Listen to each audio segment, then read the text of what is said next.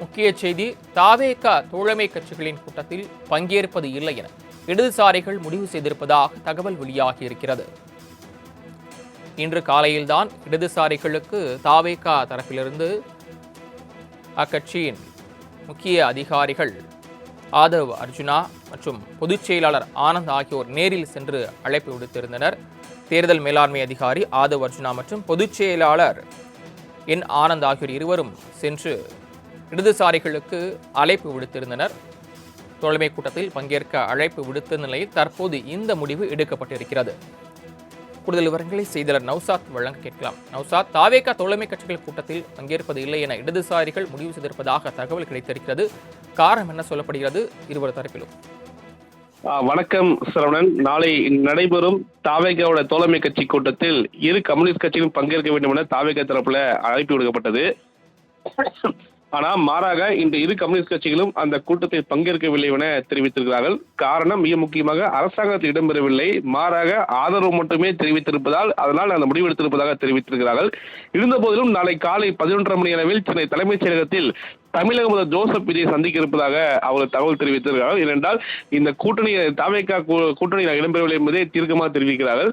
அந்த அடிப்பில் பார்க்கும் பொழுது ஆதரவு என்றுமே இருக்கும் என்ற அடிப்படையில் நாளை முதலில் சந்திக்க இருப்பதாக கம்யூனிஸ்ட் கட்சிகள் தகவல் தெரிவிக்கிறார்கள். சரவணன், தாங்கள் வழங்கிய தகவல்களுக்கு நன்றி நௌசாத். முக்கிய செய்தி தாவேக தோழமை கட்சிகளின் கூட்டத்தில் பங்கேற்பது இல்லை என இடதுசாரிகள் முடிவு செய்திருப்பதாக தகவல் வெளியாகியிருக்கிறது. இன்று காலையில்தான் இடதுசாரிகளுக்கு தாவேக தரப்பிலிருந்து அக்கட்சியின் முக்கிய அதிகாரிகள் ஆதவ் அர்ஜுனா மற்றும் பொதுச் செயலாளர் ஆனந்த் ஆகியோர் நேரில் சென்று அழைப்பு விடுத்திருந்தனர்.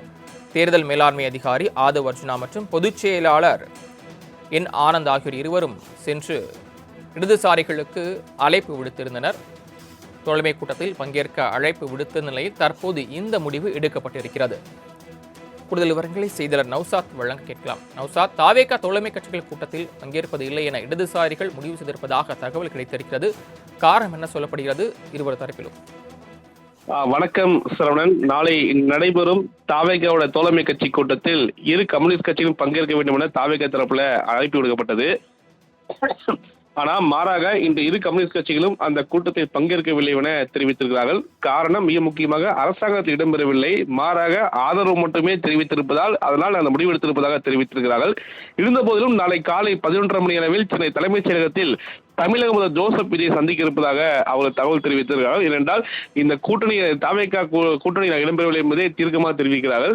அந்த அடிப்பில் பார்க்கும் பொழுது ஆதரவு என்றுமே இருக்கும் என்ற அடிப்படையில் நாளை முதலில் சந்திக்க இருப்பதாக கம்யூனிஸ்ட் கட்சிகள் தகவல் தெரிவிக்கிறார்கள். சரவணன்,